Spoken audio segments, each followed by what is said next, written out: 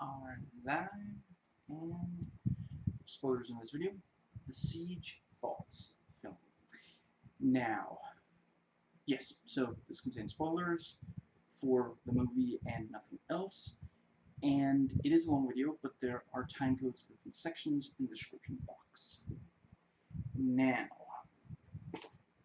the movie is called The Siege, not Under Siege, which the VHS makes it sound, and not Under the Siege, which is what Sebastian's militant brother sings. I legit have no idea why they do. I'm fairly certain the movie Under Siege had come out when they put this out, so the yeah, the title here translates to Under Attack, which, I mean, I can see why they would go with that, and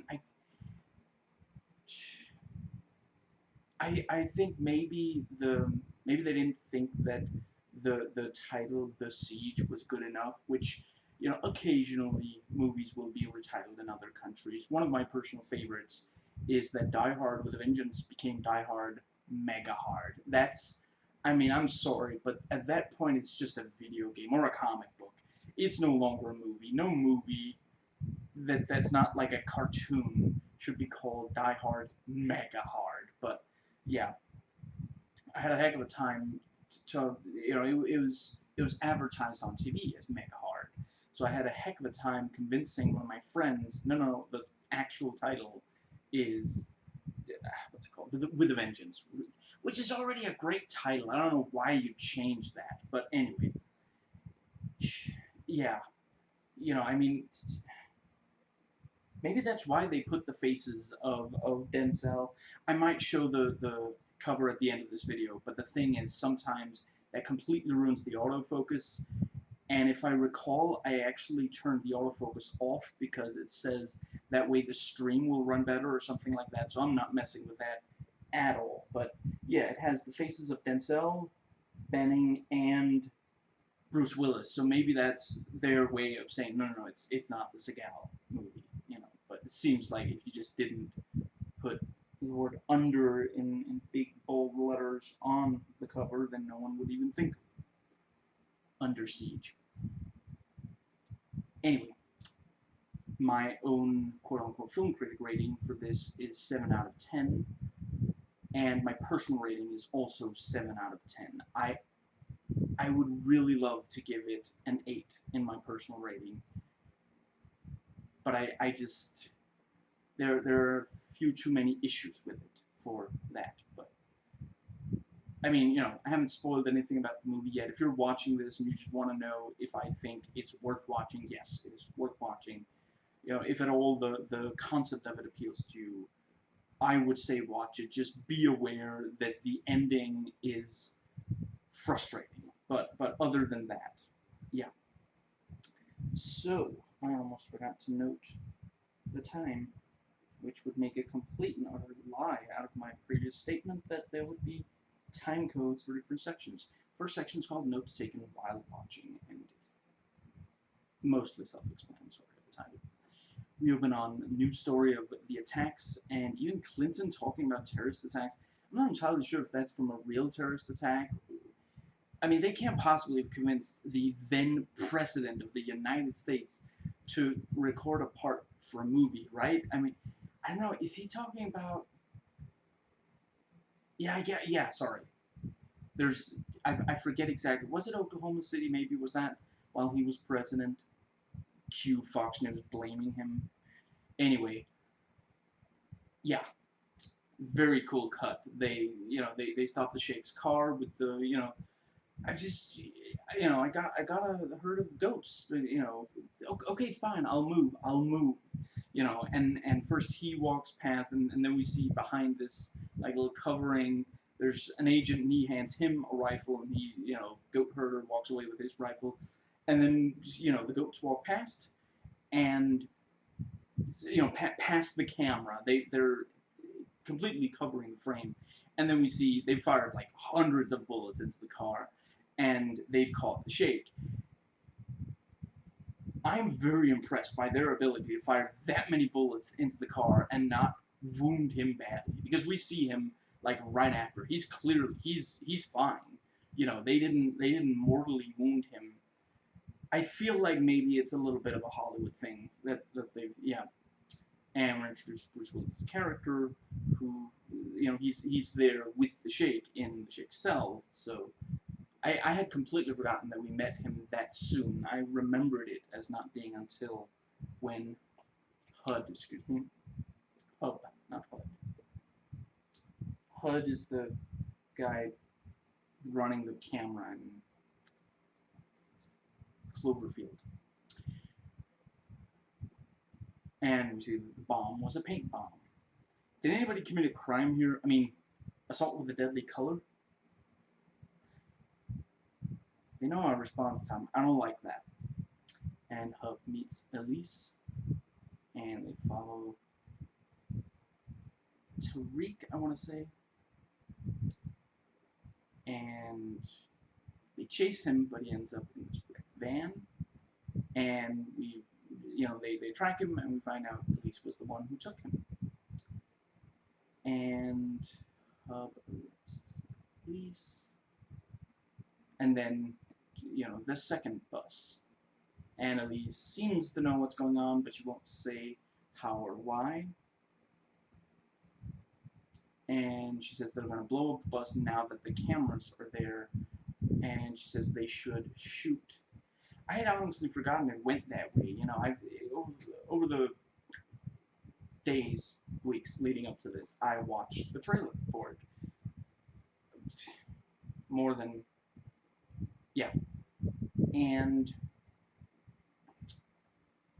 basically I went through every single video that it found when I just searched for The Siege, and several of those turned out to be the trailer, so I watched it several times.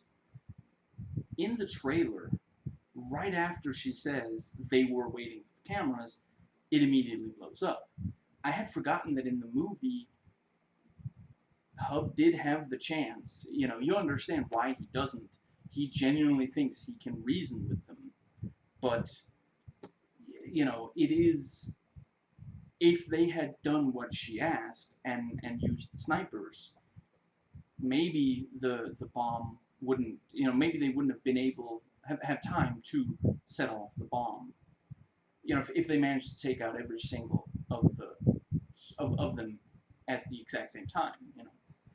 Now, but yeah, I mean, I understand why they edited it that way in the trailer, but yeah, it does. It's one of those things where whether or not you watch the trailer, you end up with a different perspective on things as you watch the movie. And Frank translates what Hub says, terrorist, and they do release the children. And Frank clearly doesn't want to let Hub replace the hostages with himself. And as the elderly people start to leave the bus, the terrorists do blow it up. It makes for a very powerful shock. You, as the viewer, expect them to let the elderly go, even if you watch the trailer, sooner or later that bus is going to blow up. You don't expect it to happen right then. And I had forgotten. I did watch, one of the categories of things that came up when I did a YouTube search for The Siege was clips of the movie. And this scene was one of those clips, and it wasn't like cut down, but I had honestly forgotten that is a very clever way to do that, because they could easily have just had it be that they refused to release the elderly, or refused to release anybody. But right as the elderly are leaving, it is a very effective explosion. There are movies that have dozens of explosions that are nowhere near as effective. What was that thing that Dan Olson said? He was talking about, like, was it violence as a narrative? I want to say, maybe. I feel like that was the video where he said it. I don't remember which game he said, but I honestly probably wouldn't. I think he gave a spoiler warning, but I wouldn't give it away in this video, even if I did remember which game it was. But he says this one game gets a stronger reaction from the audience, from the player, with a single bullet than most games do with hundreds of bullets. And he shows the clip, and it's very clear why. Yeah, it really, it's very effective, and not just because we get all this. They had footage of like people being thrown back and like glass being burst from the sound wave. I guess all this stuff. It's legitimately like you could cut it right when the explosion starts, and it would still be incredibly effective. And we see Hub is emotionally devastated, and the turn the heat up speech is great. And Hub implicitly threatens to burn, I want to say Tariq, with the cigarette, like we know has been done to him before. And and then instead of burning him with the cigarette, he puts the cigarette in his mouth. And they identify one of the bombers as Ali Waziri. I don't. I'm voice typing these notes as I'm watching the movie, and it didn't really recognize the names. And they arrest Samir, who got Ali Waziri his student visa, and they start working. I think that's supposed to say Elise. For some reason, it says Ali. Yeah, Hub and Elise start working together to deal with Samir, and he explains to Elise how the radicalization happened. And Hub meets the general. The general claims that they never had the sheik, so we do know that he's already lying because we saw him with the sheik. So I had completely forgot. I mean, the first time I watched it, yeah, I must have realized that they were lying. I just still didn't think that he was going to go as far as he does with the martial law. So, yeah, I do still think it's a very strong twist, because at first you just think, well, I mean, he's military, they worked hard to get this guy, they don't want to lose him, and like military secrets and the whole deal. So they've also got a warrant from God. That is not the best line in this movie. I let's see, is it cheesy? Is it lame? Maybe some of both. All they eat is pizza, so they got taste. And they fake a pizza delivery, very clever. And they shoot all the terrorists. They did clearly, they would have liked to be able to take some of them hostage, but yeah, I think the scene does a good job of showing that clearly I mean, as far as I can tell, the whatever it was they put in the pizza box, I'm thinking, I guess not flashbang, because it didn't seem to have let a flash. Were flashbangs a thing in movies in 1998? I'm not entirely sure. It definitely didn't seem like it was supposed to hurt him, just throw him off guard. And the other two, he opened the box far away from the other two, so the other two immediately grab their guns and start firing back. And thankfully, I guess, yeah, I'm sorry, I'm just SWAT. I'm gonna go with SWAT. I don't know what the other ones are called. The SWAT team have, like, honestly almost sound like they had like armor, not just like Kevlar, but like armor. It sounded like bullets were not quite ricocheting off, but like being stopped, not just being like Kevlar doesn't, it absorbs the force of the bullet, and kind of, it doesn't like straight, I don't know. I think the guy editing the sound for the scene had fun, and I had fun watching the scene, so it's a win-win. But yeah, thankfully the SWAT guys, they don't take any bullets. They're yeah, they're all blocked by the armor, and in this case, not plot armor. And yeah, I mean, they don't just immediately, unload on these guys. I forget if they shout like freeze or something, but they give them a chance to, what's it called? They give them a chance to properly surrender. Yeah, I'm pretty sure they like surrender or something like that. Give yourself up, something. But the terrorists they fire back and they're unable to. And it's kind of convenient for the plot because they wouldn't really, the filmmakers wanted the scene to, they didn't want to end up with several, what's it called, loose ends, I guess. Yeah, we got him. And we see Haddad and his son play American football, so we know they're American Americans, and I don't know, not just some random Muslims who happen to live in America, I guess. I'm sorry, I can't help but call this scene out because it really does feel like it's supposed to be, don't worry, he's one of the good ones, which is really, that the whole this is one of the good ones idea suggests that the majority of them are not good ones. And I mean, let's see, 98, I guess, it probably wasn't as pervasive as right after 9/11, but yeah, there probably were a number of Americans who thought of Muslims as just, well, a lot of them are terrorists rather than just, it's yeah, I'm not going to get into the numbers here. And they all relax, convinced they've stopped all the terrorists.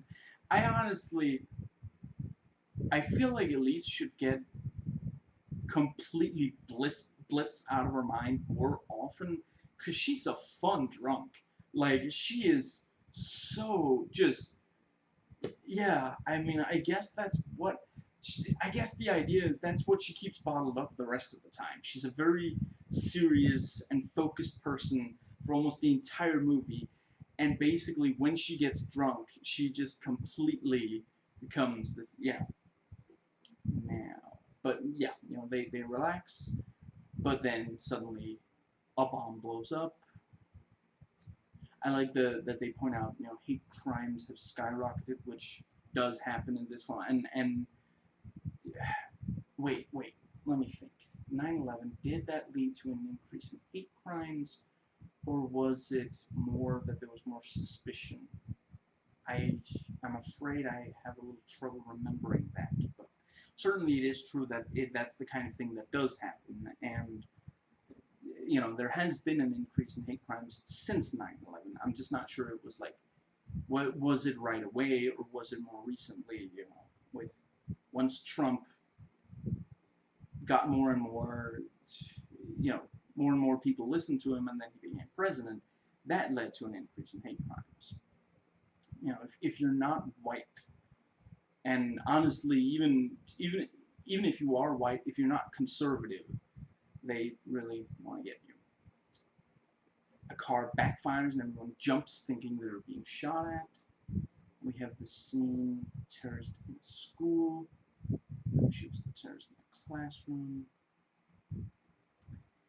and we see a Muslim, washing his hands and then preparing an explosive, thus linking those two together in the audience mind, if they weren't already, which is very problematic. I really wish that the movie did a better job with this kind of thing. Clearly it understands that there is such a thing as Muslims who are not terrorists, because the movie never even hints that maybe Haddad is secretly a terrorist, nor that his son is. And I mean, do we even see his wife? I think maybe very briefly, but there's no suggestion that they are. But every single time we see a Muslim washing his hands or face, it's it is linked with terrorist actions, which, yeah, really, I guess the what was it called?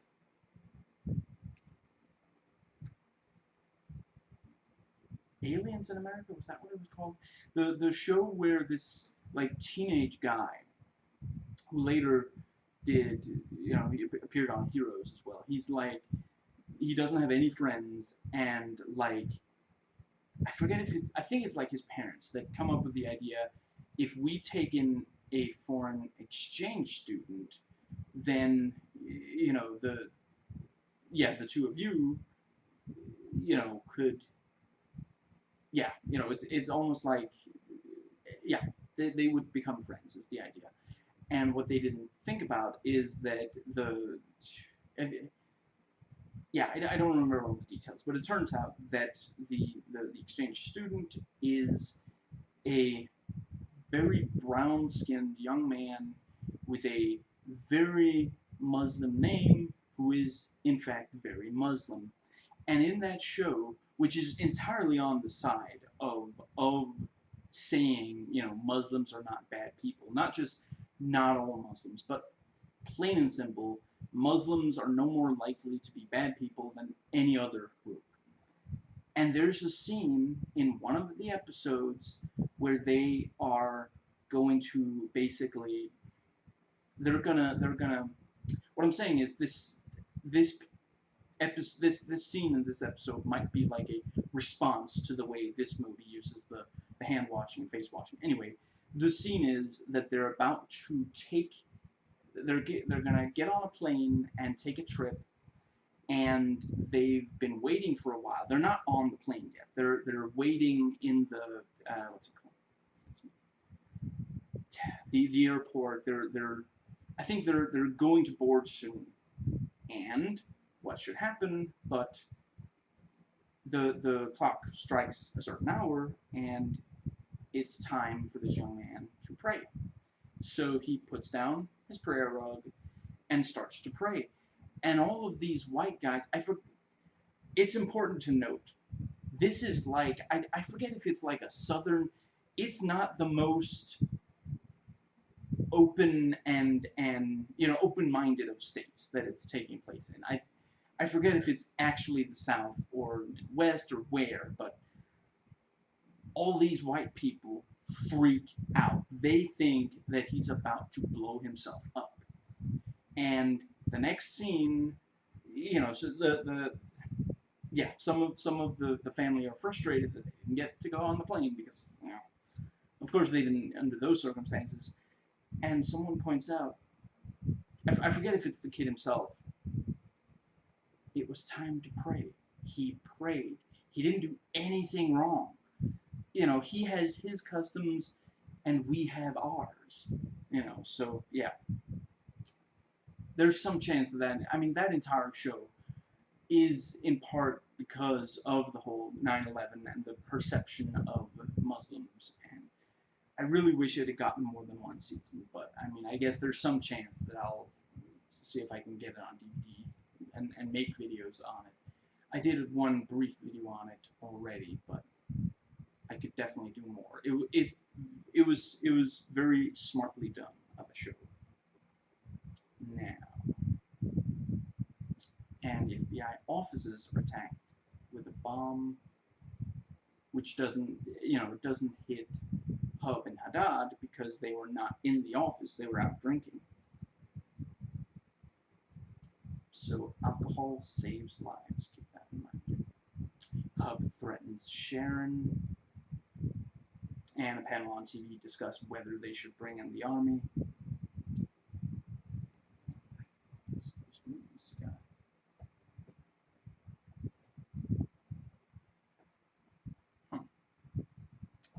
You're not going to cooperate, I can tell you. Excuse me.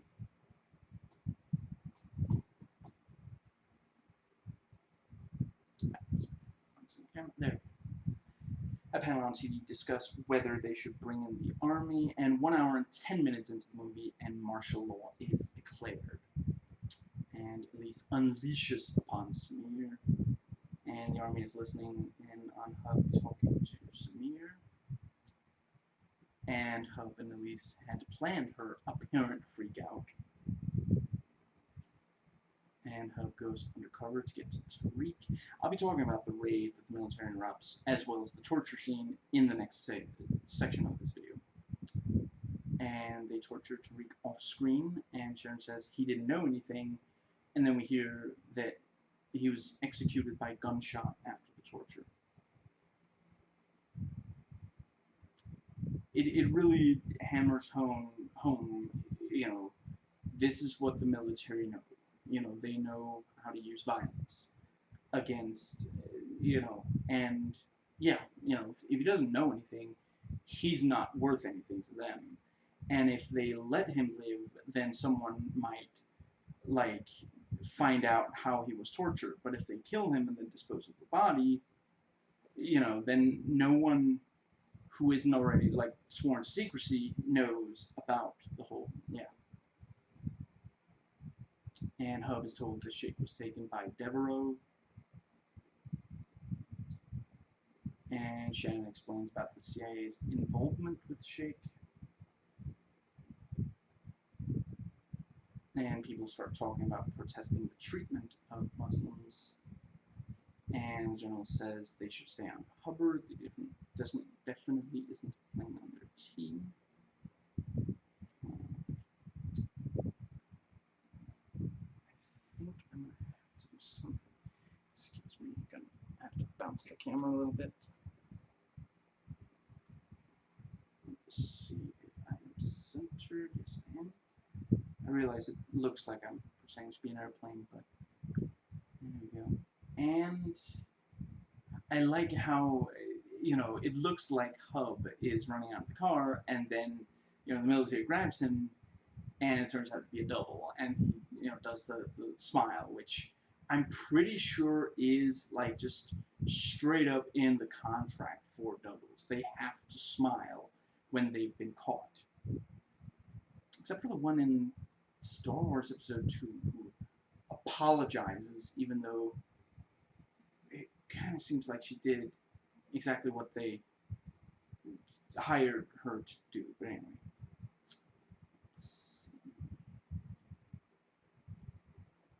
But yeah, that means that they stop following the car because they're sure they have Hub. And I do love the double smile. And Samir points out the protest march must be a target. And Haddad stops the couple of military guys who are listening in and sighs as he realizes they're using microwave to listen in, which is what he's like, oh, like, that the military have microwave. Why don't we have microwave?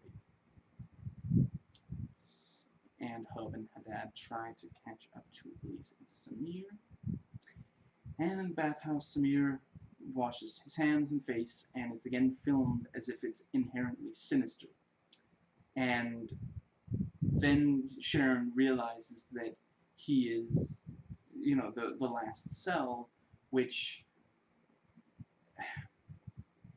seems to suggest that she too perceives some connection, which I guess, yeah, like, the movie genuinely does suggest there is a connection between the two. Every single time we see one of them, we see the other. Every time a Muslim in this movie washes his hands and or face, he is then seen to either try to carry out a terrorist action or actually successfully carry out a terrorist action.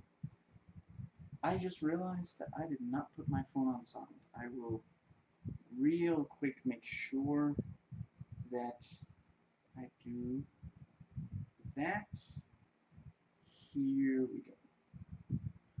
Right, so, yeah, and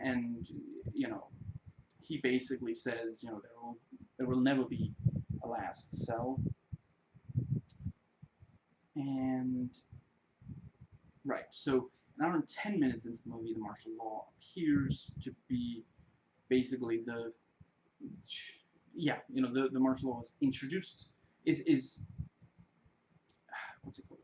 Executed in the movie, and that seems like that's gonna be the new, this is what the problem is. I guess the word antagonist isn't. Yeah, I guess the general is the antagonist, and part of the reason is the martial law. Excuse me. But then, an hour and 37 minutes, and we see excuse me, Samir was, excuse me, the bad guy. Now, I'm going to talk more about that at the very start of the next section, but I had forgotten it was that little, that there's literally only 27 minutes between those two, and, you know, at least the movie has the decency to end not very long after that. Yeah. And Sharon says the Lord's Prayer as she's dying. Hope joins in. And I feel like I maybe have some notes on this scene in the next section as well. Are the protesters chanting "No Fear" like the t-shirt? And I definitely do talk about the arrest scene in the next section, where, you know, Hub arrests the general. Now, an hour and 45 minutes, and the end credits start rolling, and at an hour and 51 minutes, the end credits are done, and my VHS copy has about 8 or 9 minutes of trailers before the film starts, which, you know, in case there's anybody else out there who still watches VHS, and you find this on VHS, that's, you know, if that's something that would make you even more likely to buy the VHS, then there you go, excuse me. Now, that takes us to the next section, entitled to financial compensation, entitled Notes Taken Before Watching. There. My pencil kept rolling. And if I remember the lyrics of Rawhide better, I would start quoting them. Right, so the ending where the Middle Eastern terrorist successfully gets past the siege, the martial law, makes Bruce Willis and his kin seem to be in the right, in fact, suggesting they didn't go far enough since he managed to slip through. You know, basically, hypothetically, if Hub and Elise had agreed to, you know, to give Samir up, then he wouldn't have been strapping, you know, Elise wouldn't have ended up dead. You know, so yeah, it really, I mean, at the very least, the movie doesn't claim that torture gets answers. It, you know, it does point out that sometimes, you know, those who use torture go extremely far and still don't get any information out of it. You know, the movie doesn't say if torture does or doesn't work. It just says that sometimes you torture the wrong person and, you know, yeah, you go extremely far. You know, it's not like, I haven't watched very much 24, but I don't think I could ever sit through that show. I've heard that it's amazing, but I don't think I could ever sit through it, considering that there is an episode that claims, or a storyline, plot point, that claims that torture does work, that you can get actionable intelligence out of torture, which is just not true. And this is not me saying that, this is me quoting people who know these sort of things, you know. So I really, really hate that that show did that, because that put the idea in everybody's head, in a lot of people's head, that that's the kind of thing. You know, I forget exactly who said it, but possibly I might be thinking of the pop culture detective, but yeah, been watching a lot of his stuff recently. Excellent videos. Yeah, that you know, or wait, am I thinking? I might be thinking of Renegade Cut. Anyway, someone pointed out, watching, you know, playing a violent video game is not going, playing a first-person shooter is not going to make you go out and shoot someone. But if you see in media, for example, you know, torture working in a piece of fiction, you are more likely to believe that torture works in the real world as well. Doesn't mean you're going to go out and capture someone and torture them, but it means that when you hear that the U.S. tortured people, yeah, I guess still, you know, yeah, that, yeah, a lot of people hear that and they're like, I mean, you never know. Maybe there's, you know, about to be a huge explosion and they're going to save lives. So, I mean, I don't like it, but if it works, but it doesn't work. And that, I really wish that 24 had not done that. Anyway,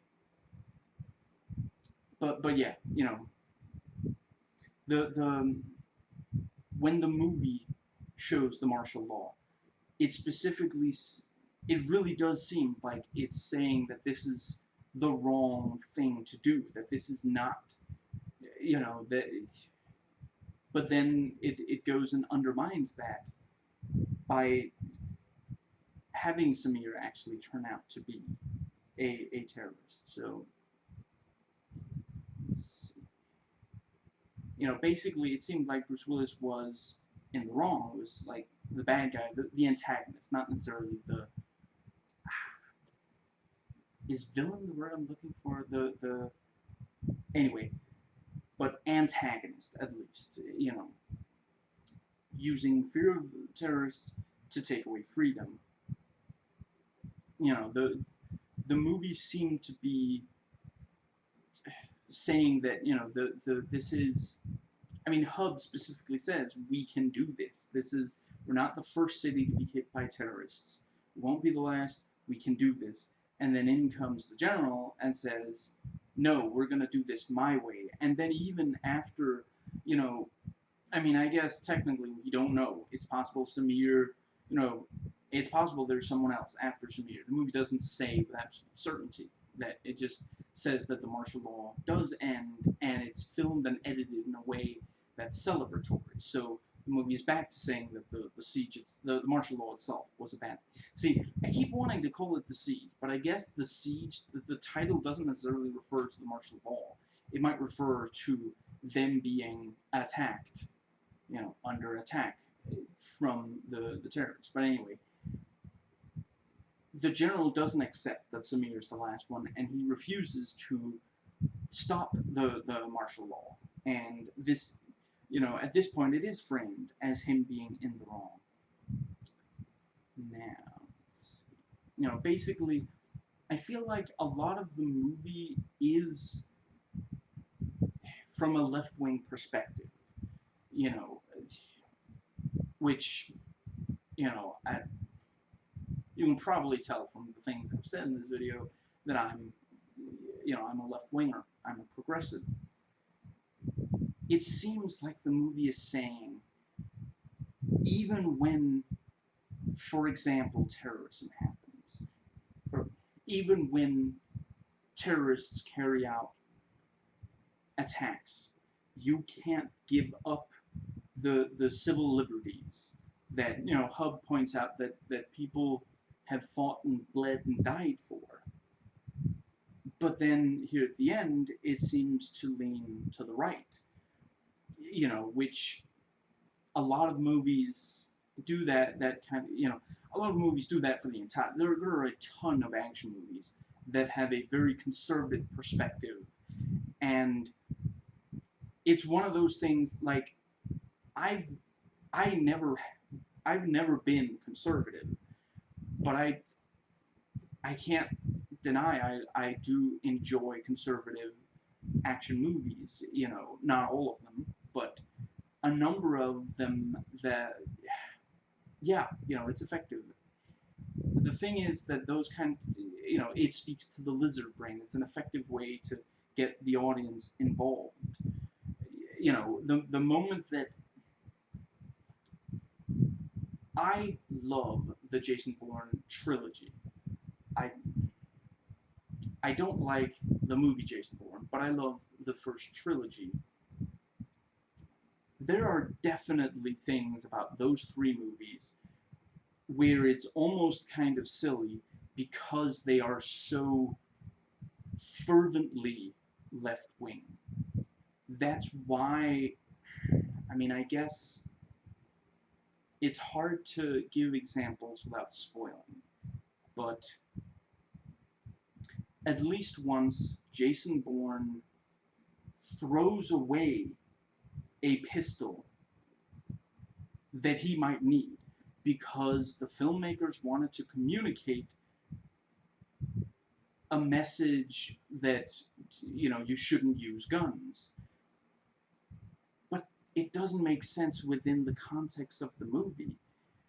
And, ironically, I mean, at the end of the day, there is still some, the action in those movies is not entirely left wing. But anyway, yeah, when you have conservative action movies, yeah, it's we gotta find the bad guy and we gotta shoot him, or maybe beat him up, and like, you can't trust, these various, like, yeah, I'm not gonna give exact examples, but there are conservative action movies that basically say you can't trust the FBI or the CIA and etc. etc. They're not gonna solve it. What you need is a guy with a gun who doesn't have to, go by what the FBI say. That's how you solve problems. And yeah, that's very appealing to, yeah, you wish that real life was that simple, that problems could just be solved by the right person with a gun. And right there you have it. That's, when I record this, we're just a few days out from two mass shootings within, what was it, 13 hours of each other. I forget the exact phrasing here, but those guys thought that they were the one right person with a gun. I'm not saying that these action movies made them go and do that, but they did help shape a worldview that says that problems can be solved by going out and shooting people. And that's when you have, what was that thing that was said about America and guns? The trailer, and possibly the movie itself, of Lord of War. There's one gun for every 12 people in the United States. I think he said United States. I'm pretty sure he didn't say the world, but yeah, you know, it doesn't take very many of those people to be unstable for them to go out, for shootings to happen. I forget. I think it wasn't actually a conservative who pointed this out somewhere on YouTube, and I've never really forgotten because it is a good point. Considering how many guns there are in the US, if the vast majority of gun owners were just basically, any minute now they're going to go out and shoot a bunch of people, we would see far more shootings than we do. The reason there are so many shootings is because there are so many guns, but yeah, I believe he said the majority of gun owners are responsible. Otherwise, we would have far more shootings. And I agree. The problem is, even with all those responsible gun owners, basically the moment that a gun gets into the hands of someone who wouldn't have been cleared by a federal background check, someone who, the people around them say, I'm a little worried they're going to go out and do something violent. That's the problem. The problem isn't that every single gun owner in America is irresponsible. So now, but yeah, going back to my notes, the ending even has a peaceful protest about to be used for violence, just to send the signal that, those, yeah, even that you can't. I mean, in the movie, the military actually threatened to start shooting the protesters, and then not very long after the martial law is ended. But the excuse me, basically the movie does say that if, yeah, you know, it would that they would be able to use that. Terrorists would use protests like that, thus saying that they're not, I mean that's the kind of thing you would use to argue for detaining protesters. Now, but yeah, up to that point, it was clear that the right-wing methods of torture and taking away freedom from the ethnic group didn't work and was excessive, respectively. But then suddenly, the right-wing are correct here at the end. Now, let's see. Right, when we first meet the general, he sounds like he is against abusing the powers that he would get, but we see that he is entirely for them once he does start using them, so that was a ruse. I would honestly say Bruce Willis is convincing throughout the film. I completely bought it when he claimed to be against the siege. Yeah, there you go again. The martial law. Before it was revealed that he was in favor of it, once it was already in effect, up to that point, I honestly did not think that, because he says, this is not, but then once he does, and that's the thing, that other guy says, well, I know what the president would say, that's exactly why you should be in charge. So clearly he was just, this is one of, we don't know how many awful things that this guy would do if he was given the legal right to do them. And we see at the end of the movie, even when that legal right is removed, he still does so yeah. Now, this is where I took notes from the, let's see, yeah, this is, yeah. So the arrest scene, perfect timing on the federal agents entering the room right after he said he's arresting them, even though they couldn't possibly have heard from that far away. Does one of those young soldiers have a runny nose? It seems like they're going a bit far for the whole innocent young men angle. And for some reason, the bit at the end offers linking to video clips with Ray Park, even though he isn't in this movie. But then I realized in some of these other clips that has nothing to do with. Some of these clip ones do link to other clips from that are actually relevant, and some of them are just kind of not so directly linked. Anyway, I was right. It's very convenient that all of those are young men. It is like really the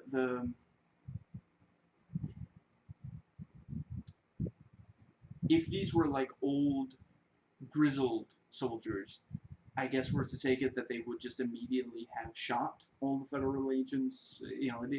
It's again, that's where the movie gets very kind of left wing, and again, I appreciate it, but it does seem very on the nose, you know, and and honestly, the idea that a military man would refuse to give up the even when faced with they are literally they are arresting him. It is legal. It's not like someone just snuck up and put a gun to his head or something. I acknowledge there are undoubtedly some military men who would refuse to relinquish, but I don't know that I don't know. I guess maybe the movie isn't saying that that's the standard SOP for people like that, but yes, that's intentional. Yeah, it is again. It's that's where it's very very left wing. You don't have any military men stopping and saying, "General, this is crazy. We have to do." It's just this thing of, are you going to make murderers of these young men? Now, which is also us on the left wing. That is kind of a sticking point for us.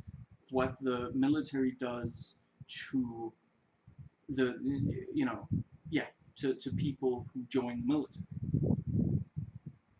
Now, And yeah, and then the clip of the bus explosion, and numerous shots, of people being pushed back by the air pressure, is both a refreshingly realistic, both refreshingly realistic when you think about how many American movies have fireball explosions, and I'll grant that the scene does have a fireball explosion as well, and it's a good illustration of how dangerous the bombs used in the movie are, so that for the movie, and it's not cheap and distasteful like the bullet time opening to Swordfish that also shows a lot of people dying and getting hurt. Let's see. Yeah, which is part of why it's distasteful. We're supposed to, think it's really cool that we're seeing a lot of people, you know, hurt by the explosion. Now, we don't actually see the people who were in the bus once the explosion has happened.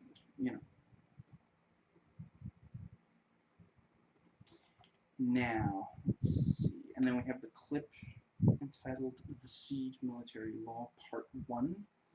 Very effectively filmed and edited to get across how oppressive the military presence is. And then we have, man, I really should have written what the different movie clips, I only wrote number. Work in progress. This is a work in progress. I'm honestly probably not going to do this sort of thing again. It was very, yeah, anyway. Yes, right. So, movie clip 2 says that the motivation is in part American foreign policy abandoning its agents overseas if they are not U.S. citizens and no longer necessary. And, that actually is something that has happened in the past. And, in part, the frustration with the unfairness that some religions are treated with in America if they're not considered one of the acceptable faiths, which is also something that has happened and has led to violence in the past.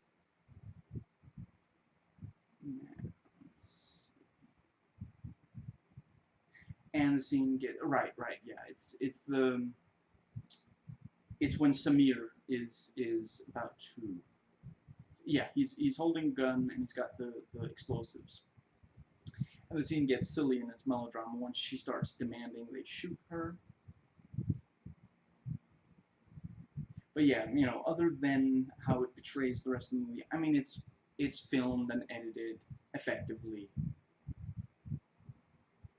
and it's the entire movie is about how they're trying to stop these terrorists, and they've been using Samir. So this ending so that was actually something I had forgotten since the last time I watched it, which was 2008. I had forgotten that the terrorist at the very end was someone they had known for so much of the movie. I wouldn't say that I thought that it was someone we hadn't seen at all before, but I didn't remember how much of a connection he had to the rest of the movie. But yeah, the very ending of the movie, you have Hub, Haddad, Elise, and then Samir. These are, the not all four of them are lead characters, but the ones that are not are major supporting characters, and it all comes down to that. I do think that is, it's with a climax you can go personal, you can go huge. Some movies go for a combination, some of them really work. It's, yeah, at the end of the day, it is a fairly effective personal kind of climax, and really it wouldn't have fit this movie to have, let's say that it was like this huge thing with like a coordinated, you got a SWAT team running in and gunning down tons of terrorists and such. That really wouldn't have felt as, you needed that for the pizza delivery bit. To say, the cells are all gone, that was that had to be the last cell. And this sort of thing, but yeah. And then the clip called Denzel Washington Torture Scene Speech, The Siege, 1998. And they talk about the different ways they could torture him as if they're ordering food off a menu.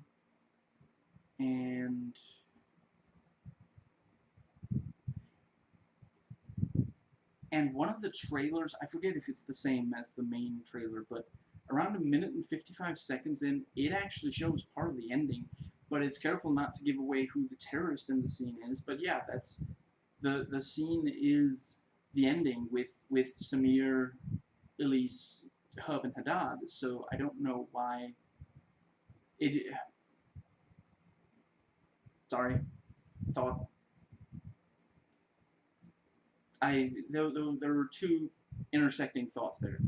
What I was saying was, they use that scene. I think they do a really good job of not revealing that the terrorist in the scene is Samir. And I think an argument could be made that maybe you shouldn't show that scene at all.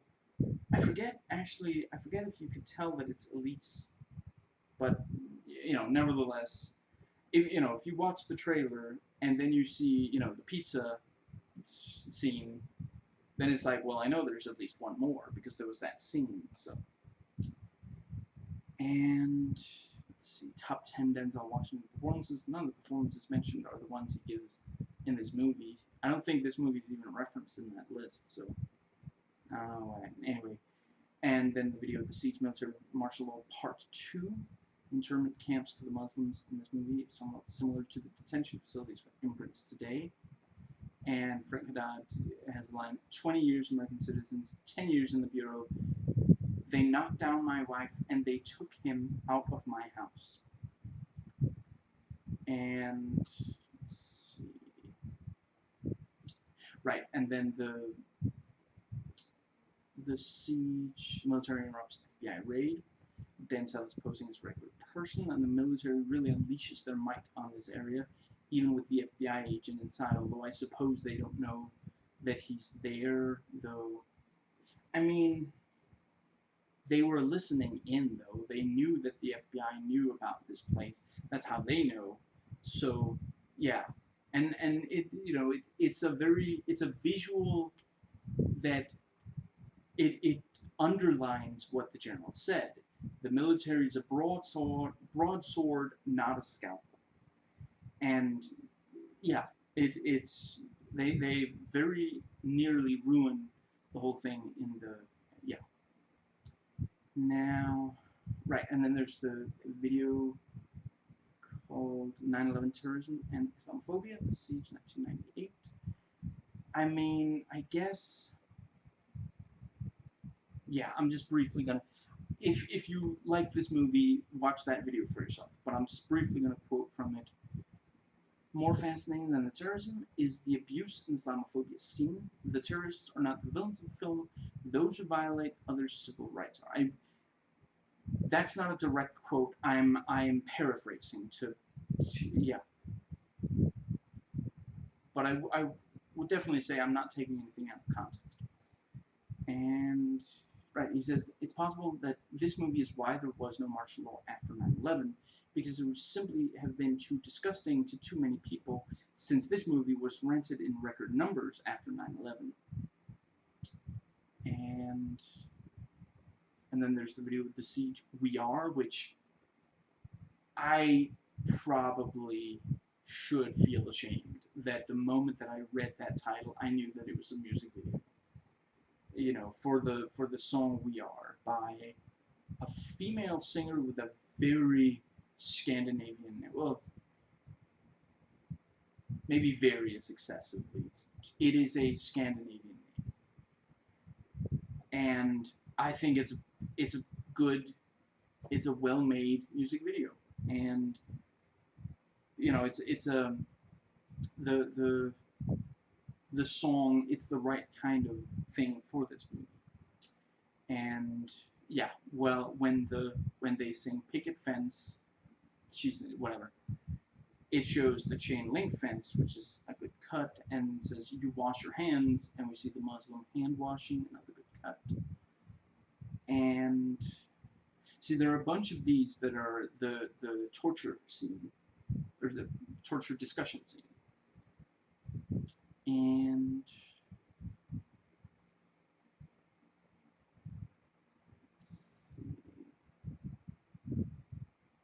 Right, and then there's a video called Denzel Washington's Siege with Jimmy Carter, and it's basically an interview.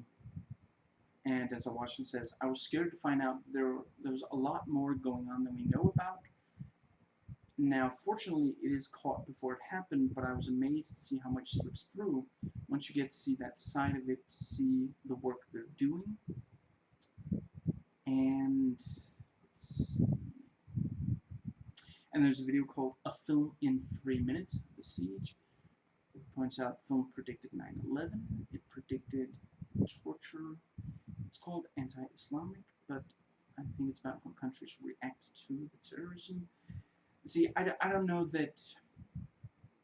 I'm not sure I would completely agree with those statements, but I do think that it's a discussion worth having.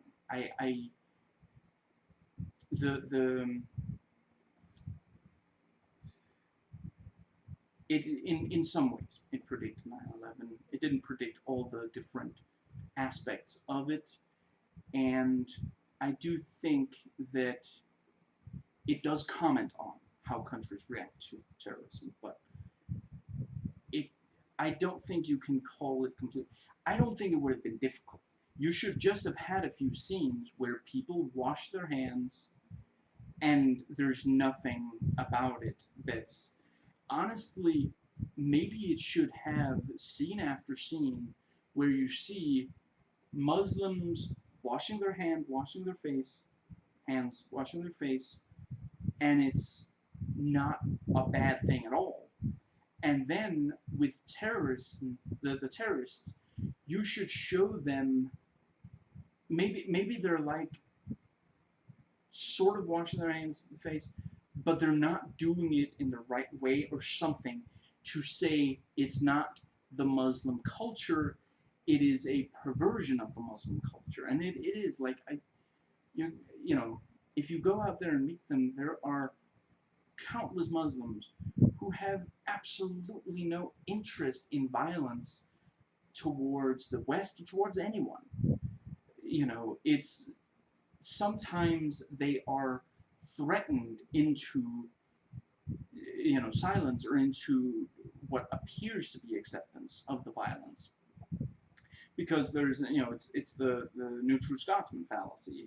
Some say if you don't agree with if you don't agree with terrorism, then you're not a real Muslim, when it's not. If you actually, I forget the exact phrasing, but in the Quran it literally says the little crap, what's the word?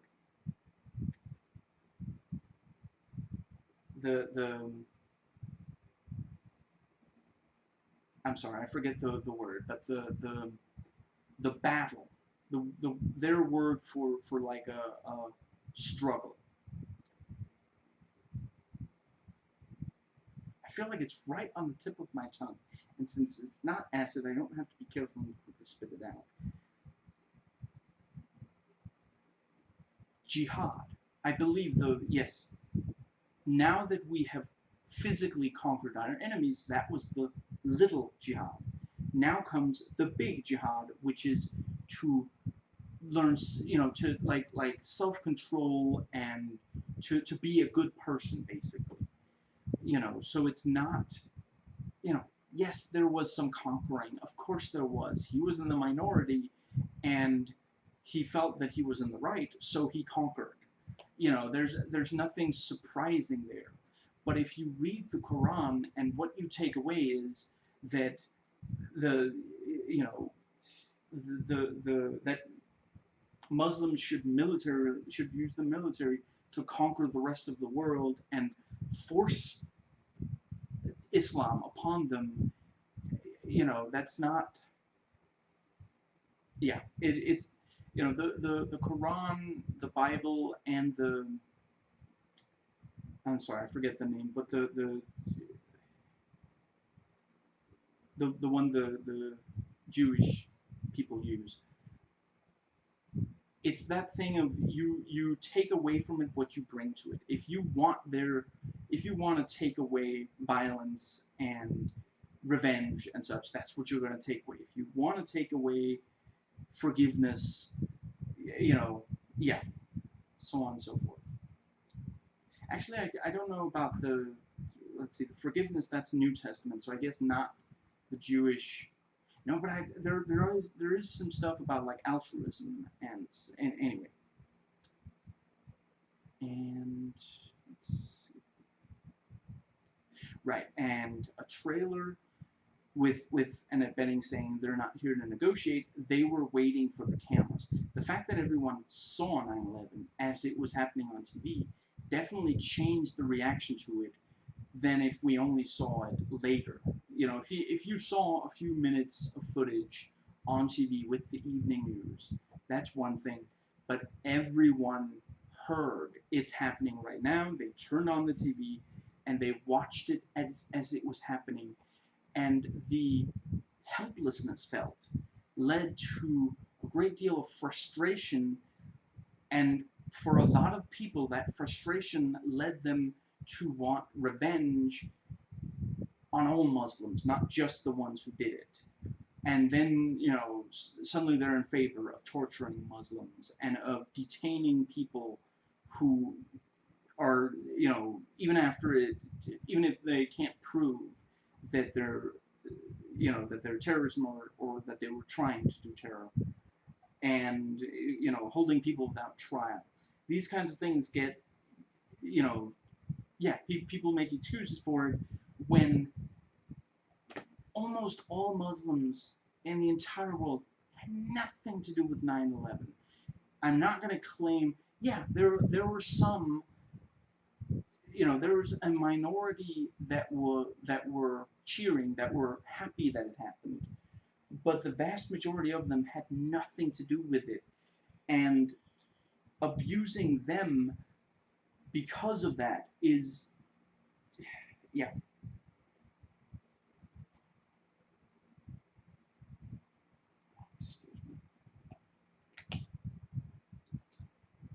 you know, it's horrible, and that's the kind of thing that can lead to a really, I think, was it maybe, I don't even know if he goes by that anymore, but Richard Coughlin, was that his name? Wow, it has been so long since I watched it, but yeah, the I feel like that's his name. I think he was the one who said the, you know, the cameras were just on the towers, and I think his words were, that didn't help anyone, or we didn't gain anything from that. And I hadn't thought of it before he said it, but yeah, really, you know, I understand.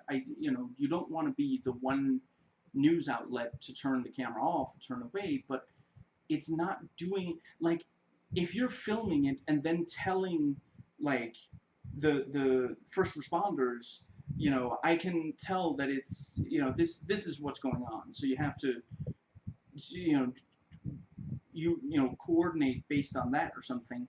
But that's not, it was just people watching something horrible happening without being able to do anything about it, you know. And it was exactly what they hoped would happen. That was why they attacked those, you know, they used airplanes and they attacked, what was it, the tallest building, or one of the tallest buildings, and, or two buildings, and buildings that were sort of symbolic of, like, capitalism and America, you know. So by filming it and having everybody watch that without being able to do anything, that is exactly what they hoped would happen. That, you know, they could easily have gone for some other, you know, but they specifically chose extremely public targets where, yeah. Now, let's see. Right, and there's this review. Let's see. The Siege 1998 movie review in 9 minutes and 29 seconds. Quite good review. And apparently that was said the movie is slow in pacing. And let's see.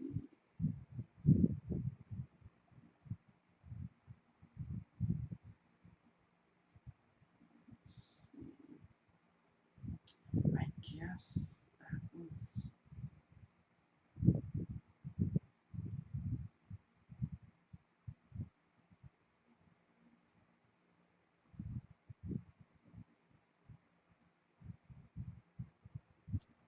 Right, yeah. And then we have Annette Bening's CIA confession from the siege. I swear, I am trying to avoid there being, like, dead air. Yeah, and yeah, good scene. And, you know, again, American foreign policy blowing up in their face is part of what happened on 9/11. The U.S. had armed Al-Qaeda back when they were fighting Russia.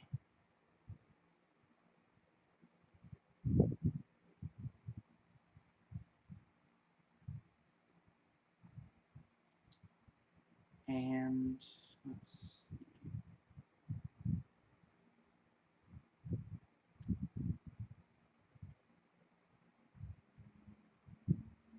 Hmm. Was that really?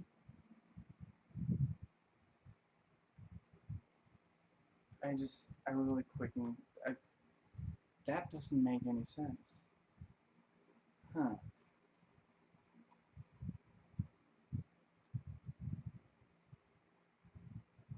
Did I really not? Huh.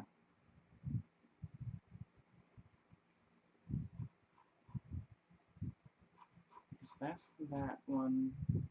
Oh, that's why. Okay. Yeah. Excellent. Excellent. So, right. Yes. And let's see. That was another trailer. And I noted again, you know, something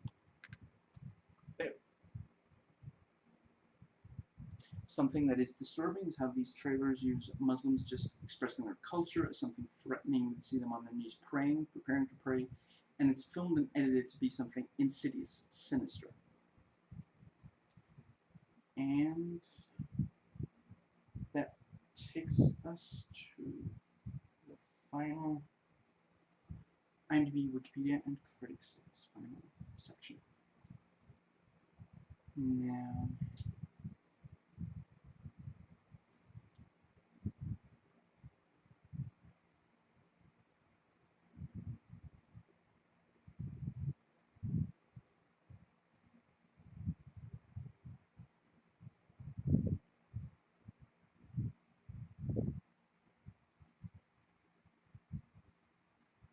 something I had forgotten.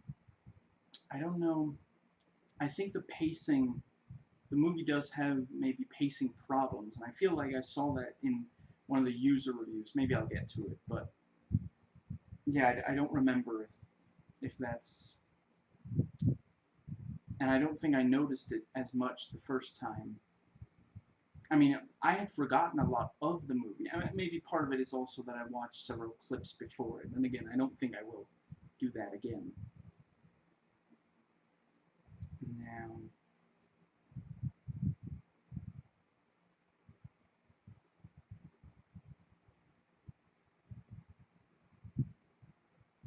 yeah, so on, the tomato meter, the consensus is an exciting, well-paced action film. It has a 44% with 62 reviews total and only 27 of them fresh, and a 53% audience score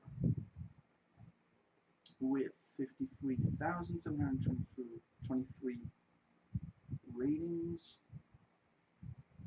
And the critic rating, the average rating is 5.75 out of 10. And the audience, it's 3.33.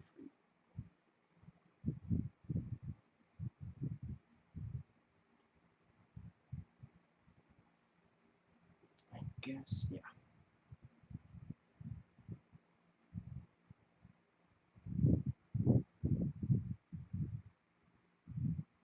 Yeah, there's one review that says, the movie, it's ignorant of other cultures whilst basically preaching brotherhood, and yeah.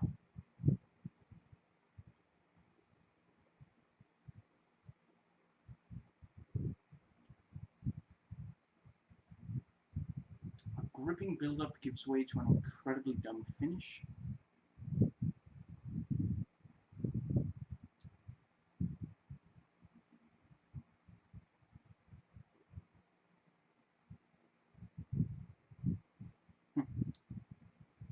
The siege attempts to update the bluffs and counterfeits of the Cold War spy thriller, not to advance an ideological point, but to obscure the fact that it doesn't have one. And yeah, considering the ending, the with Samir and Elise, the shootout there, yeah, it seemed like it had a very clear point of view, but yeah. The siege raises a lot of important questions about racism, free speech, and the power of government. It doesn't deal with them particularly effectively, and I do think that it could have done a lot better. It's yeah. It was like eating celery, crunchy and loud and tasty. What I don't know what celery you've been eating, or what you've been putting on that celery. Celery's anyway. Then zero caloric content after all that trouble chewing it. Isn't that the point of celery? The siege is a good idea, but it's never quite executed as it should be.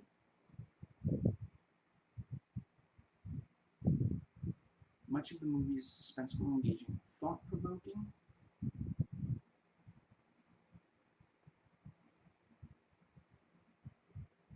The concept serves more than heroes and villains pointing guns at each other.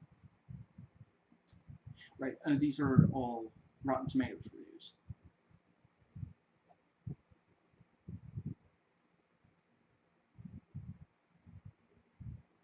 Now, in his misguided literalness, director Edward Zwick, has shown us the face of a police state without exposing its core. I don't know. I would say that it does a good enough job with the. I don't think that there are problems with the movie showing how bad the police state is, but I don't know, maybe the core thing is not about that.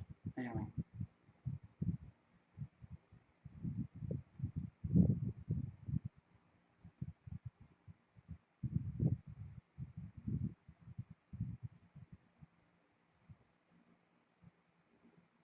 Now,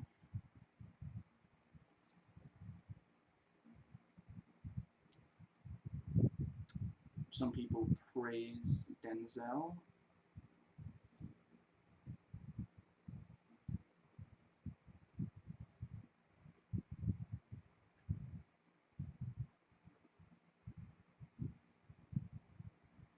Any movie about terrorist bombings that contains relatively few explosions, as The Siege does, deserves a special award for its lack of pyrotechnic overkill. And that's very true, yeah. And there's one guy who says, a cartoonish open-air version of Crimson Tide, and I mean, maybe. I would say that Crimson Tide is more ridiculous. And again, I am progressive, but that movie was really ridiculously, yeah.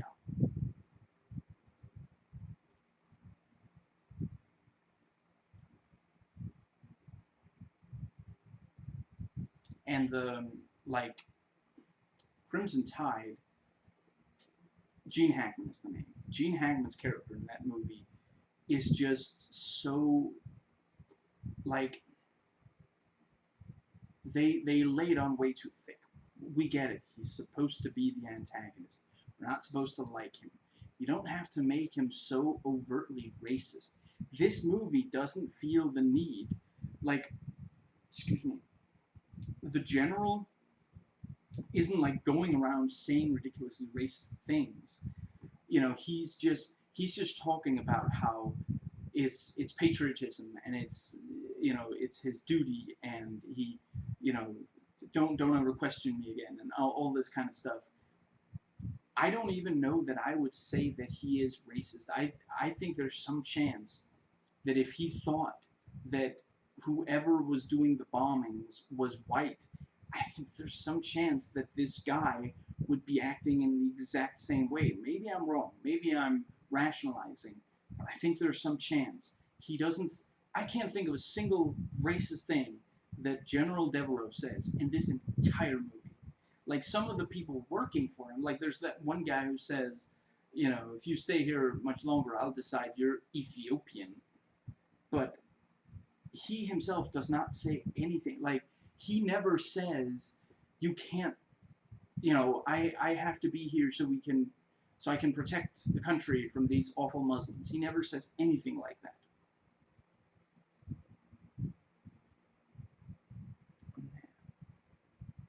Not dramatic enough to deserve merit, not suspenseful enough to attract an action-oriented audience, and so preachy as to be almost ludicrous. Yeah. Now that guy gave it a 4 out of 10, so obviously I don't think the movie is anywhere near that bad, but I do kind of agree with some of those points. I just don't think they're as bad as he makes them sound. Now, the first hour is riveting with a couple of particularly tense scenes, but things go hideously awry from there as the ham-fisted messages begin to dominate. I think that's very true, yes. The first chunk of it is quite good, but then, yeah, like I noted, you know, an hour and 10 minutes in is when martial law kicks in. And yeah, you know, then it's just these messages for the rest of it. Yeah.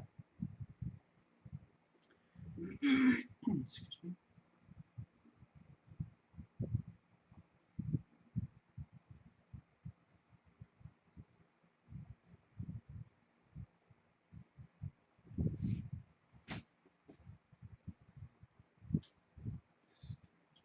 Now, let's see.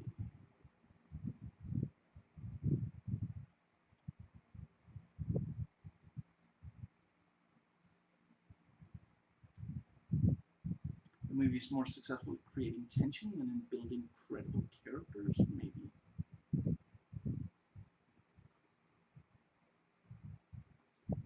The Siege manages the feat of being both intelligent and responsible, serious and silly.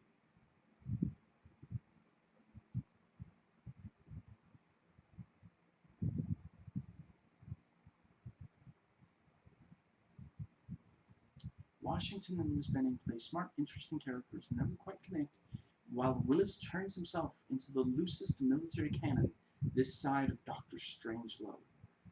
I, I guess I'm just not complaining, but I guess that is pretty accurate. Yeah. Excuse me.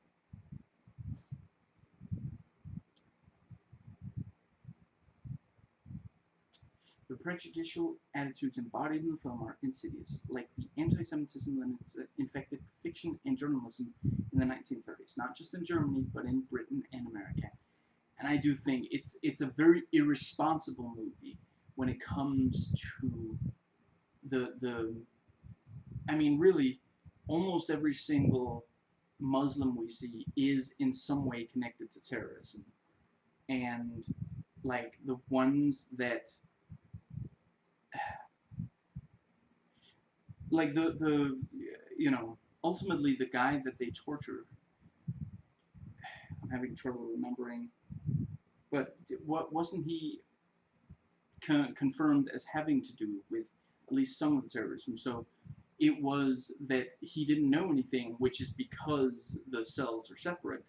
Not that, you know, that's, I mean, they couldn't have predicted that there would be torture of people not connected to terrorism after 9/11, but yeah, ultimately it should have had more characters who were Muslim who were clearly not terrorists.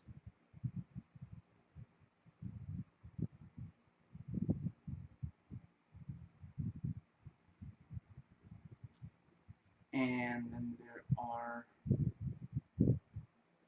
and here are the Rotten Tomatoes user reviews.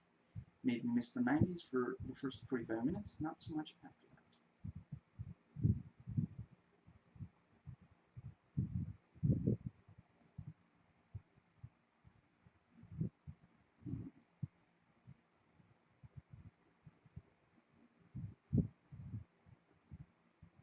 You'd think lots of action and drama ensue, and they do, but in a fashion that doesn't seem likely and is not all that thrilling.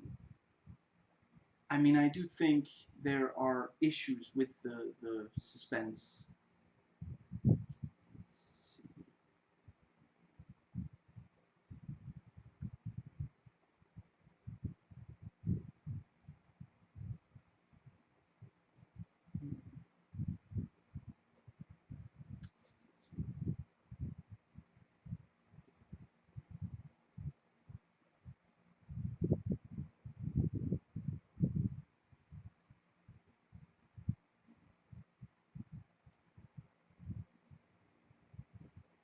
yeah, let me just briefly, it's not surprising that there are conservative crackpots defending the, you know, among other things, Bruce Willis's character. But here's this guy who says, Willis's character is the classic case of villain that makes no sense. He goes from ACLU champion to despot in 20 minutes. He was very obviously lying about the ACLU stuff. He was just waiting for the chance to impose martial law. A lot of people who do evil things claim to want to do good. At the risk of going all Godwin's law, Hitler preached peace before he started the war, because the German people did not want war at the time. They remembered World War I. If he had immediately said, if Bruce Willis's character had immediately said, we're gonna grab him by the throat and squeeze until we find the guy, or if Hitler had immediately said the German people have to commit to a war, they wouldn't have gotten to do the things that they were actually hoping to.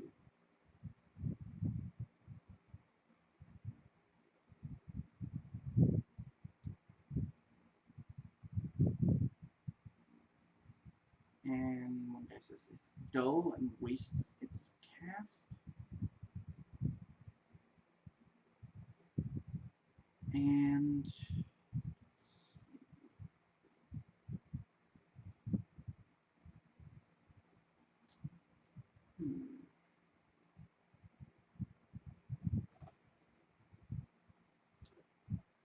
yeah, I'm just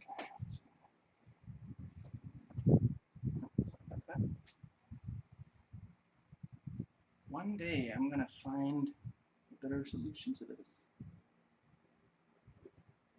It is not this day. There we go. Okay. So,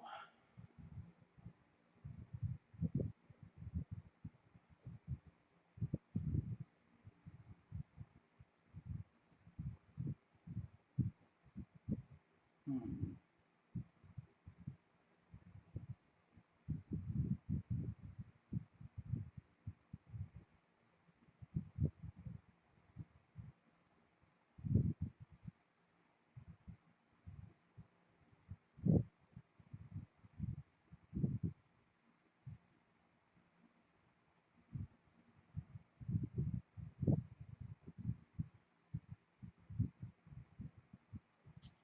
Okay, let's see. I think maybe this.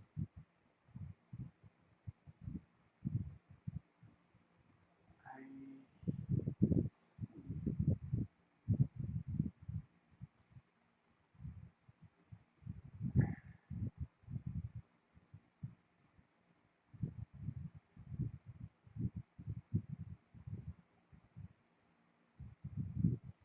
Hmm. I guess that might be about the man. Some of these reviews are wrong.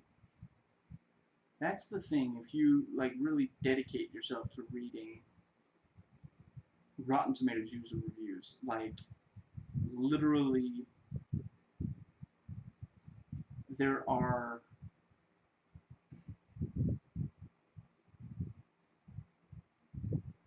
I don't think they have. I'm not sure they have a limit to how long reviews can get. And some people, a lot of people write a couple of sentences, but there's one reviewer who said this movie has entirely too much quote unquote "I love my country" crap, and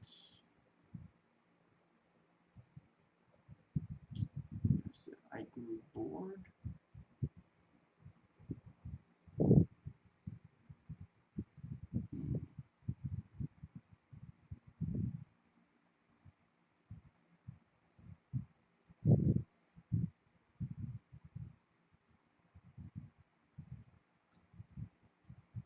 Yeah, so I guess. Okay, here we go. Metacritic Crow reviews. Now, let me click. It has a 53 because there are 25 critics total, 8 positive, 15 mixed, and 2 negative. Now, I guess.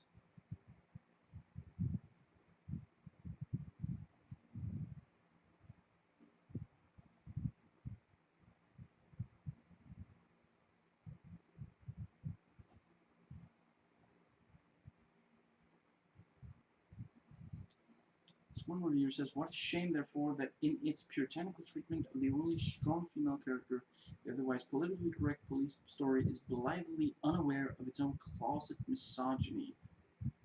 I guess. See, again, I read that before watching the movie, and I forgot to really. I read it years ago, days ago, weeks ago, maybe. So it's, yeah. The thing. Let's see. In its clumsy way, it throws in comments now and then to show it knows the difference between Arab terrorists and American citizens. But yeah, the misogyny, I guess because she didn't see it coming, I guess the maybe that reviewer thinks that the movie is, what's it called? Like basically judging her for sleeping with him. Maybe given that she did, she should know that he is. Now let's see. But again, the review is on Metacritic, and I imagine it's possible that it's been taken out, but the maybe the full review is still available. The link. Yeah.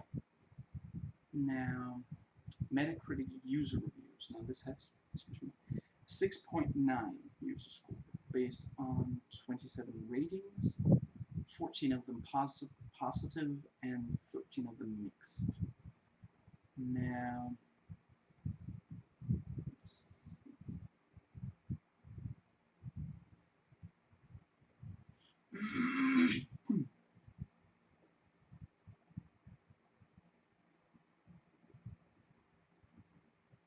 oh, those. Yeah, there were not very many. Going on to IMDb. Now, there are 2 taglines. On November 6th, "Our freedom is history," which is quite good. "An enemy they can't see, a nation under siege, a crisis they can't control," which is actually somewhat like the one they used on the cover here.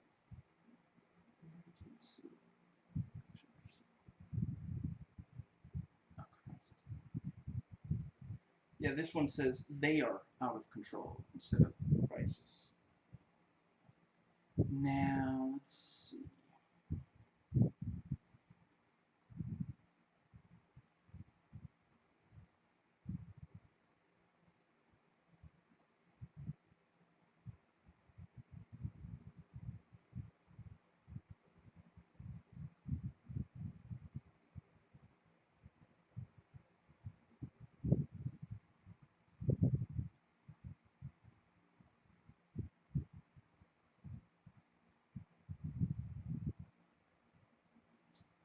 And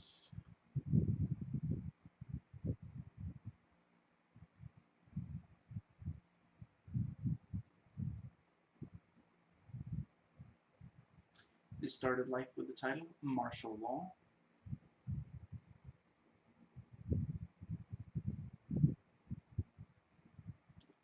And the Japanese title does translate to martial law.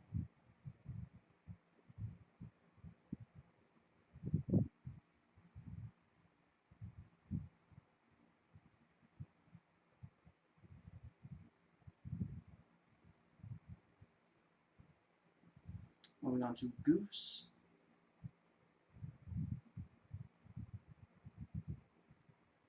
And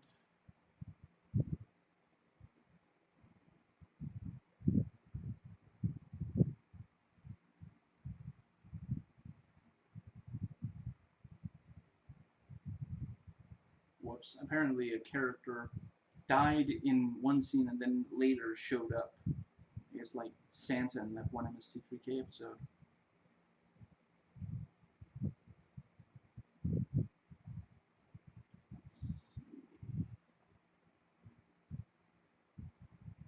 Huh. The enormous blast when the bus explodes, which produces a massive shockwave, does not affect the helicopter circling above, as is seen with the steady camera footage later on. That's true. I'd forgotten that goof when I read it, between reading it and watching it. Now,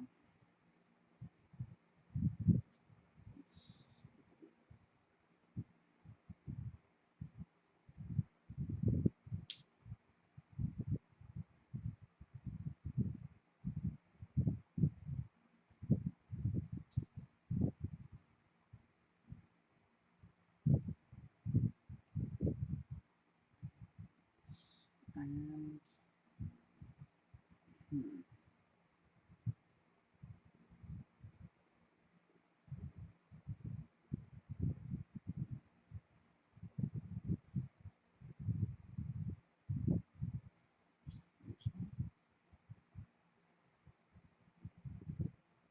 Um,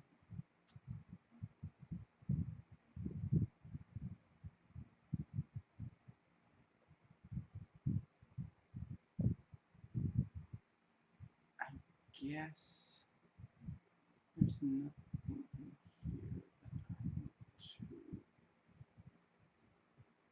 that I want to comment on. Twice, General Devereux refers to the President invoking the War Powers Act. The WPA is not presidential authority for allowing war or the use of the military, which comes from Congress, but it is in fact a rule passed by Congress in 1973 after Vietnam that severely limits a president's ability to unilaterally use military force without congressional authorization.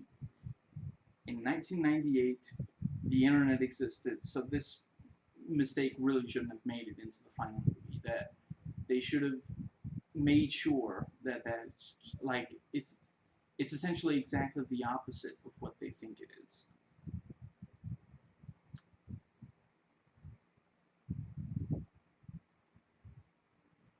Now,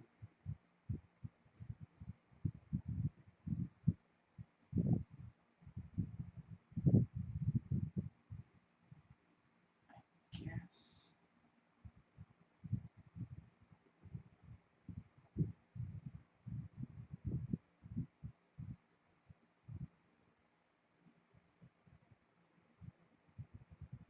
yeah.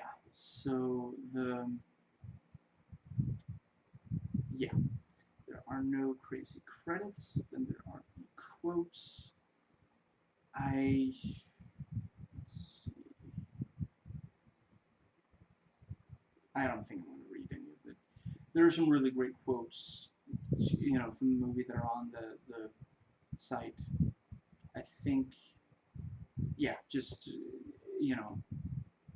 I recommend you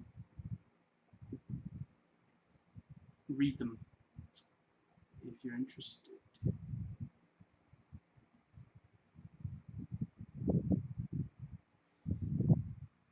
Yeah, I think the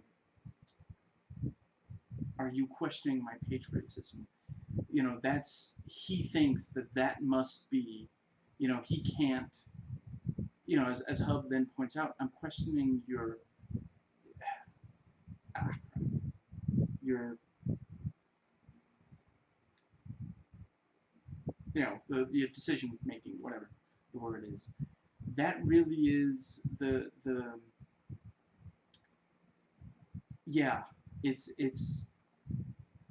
he thinks that as long as he's patriotic, then that's literally he can't go too far. Basically, he thinks, and that's what a lot of the right wing do think. The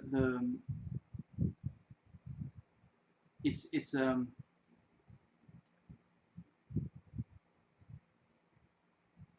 if you believe that you are right and the yeah, then you can't go too far. This is also something that it's an idea that's brought up in Mystic River, and I think that movie does a brilliant job of sort of, that movie isn't saying that that's how it is. That movie is exploring that concept. I rewatched that movie a couple of months ago by now, I guess, having not watched it since I first watched it in theaters when it came out. And yeah, legitimately, a lot of conservatives do think that, and it is legitimately a, obviously it's a the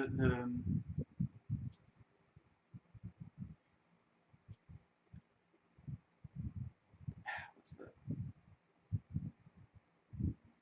yeah, it's not, when we from the left say that a conservative is going too far in what he's doing for example, America.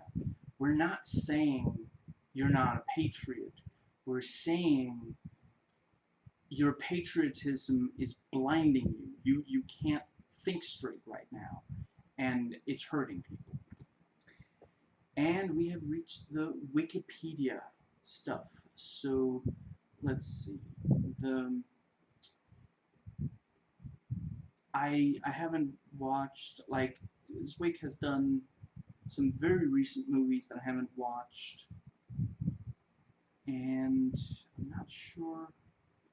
Right, right. I definitely watched Legends of the Fall. I've probably watched some of his other movies as well. I just don't often remember them. Now, that brings us to... Yeah, there are really not a lot of... Like, the Wikipedia page doesn't have a ton of stuff.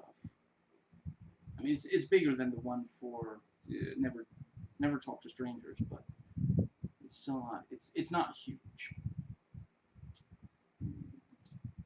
I don't know, there's a decent amount. Anyway, Bruce Willis as U.S. Army Major General William Defoe. From what I understand, Bruce Willis is a conservative. Now, it may be that his conservatism does not reach the levels to which his character in this goes. I'm not saying that that means he's not, a good person or whatever, in case you, yeah. But otherwise, I have to wonder if he's simply comfortable with portraying a character like that as the antagonist, or if he does not feel like his character is actually the antagonist.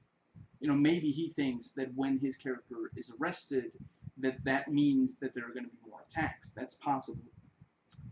But if this is him agreeing to play a character that he does agree with politically as the antagonist, my hat definitely comes off to What If I Wore One. Many of Willis's roles are conservative, and for quite a few of them, he is the hero of that film. So, yeah. Now, let's see. The film received mixed reviews from critics. Rotten Tomatoes, 44% audience is published by CinemaScore, gave it a B- on an A+ to F scale. And Bruce Willis won the Golden Raspberry, the Razzie, for Worst Actor for his performance in this, Armageddon, and Mercury Rising. I can understand Armageddon, but really, I mean, I'm not sure I can think of a single positive thing to say about the movie Armageddon. Other than that, the cookie sex scene is quite funny, unintentionally so. Honestly, I don't think I can think of a single other thing. It has actors I like, but I hate them in the movie. But yeah, I could maybe see Bruce Willis in that. But in this, I don't see how his performance in this is bad. Now let's see.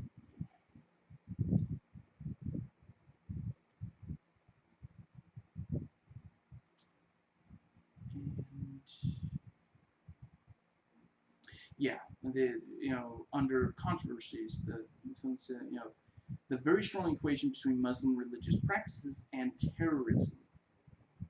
And yeah, thanks to this film, every time someone goes through the Muslim ablution, the ritual washing of hands everybody does before they pray 5 times a day, that image is the announcement to the viewer of the presence of violence, and that really is incredibly ugly. Now, and that was apparently the let's see.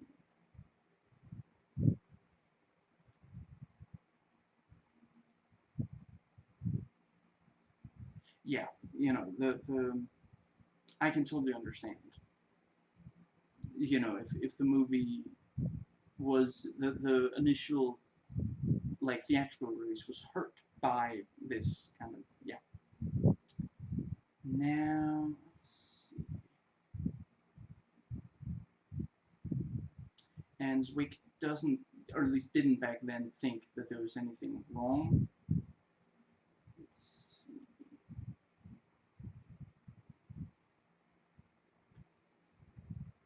And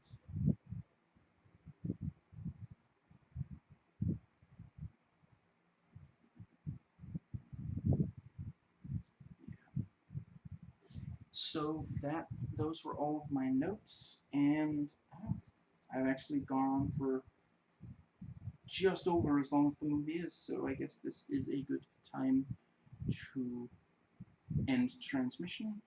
So, yes, I believe I have said everything I wanted to say. I guess another of the misogyny things, as I was scrolling through the quotes, there are the things about, I think maybe Hub is the one who says, how could you possibly keep track of who you're screwing? Yeah, he uses the F word, but yeah, the I don't have a problem with language. I know some people do, and some of the people that do, I don't want to put off from watching my videos. So sometimes I police my own language. The Yeah, I can kind of see what that one reviewer is talking about the misogyny. And it's one of those things that's interesting. Of all the, what was it, 20 some reviews, there's only a single one that brought up that. But yeah. Anyway, I do think that there are great things in the movie, but the way that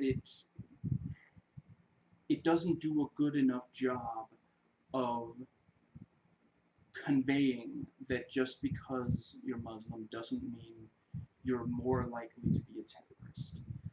This is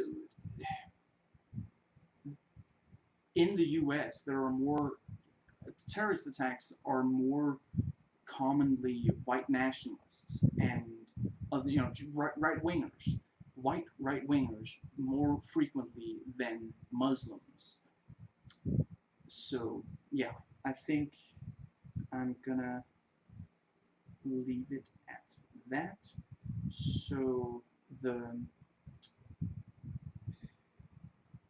yeah, let's see. The Yeah, I am gonna end the video. I hope you enjoyed watching, as I enjoyed watching and recording. I'll catch you next time.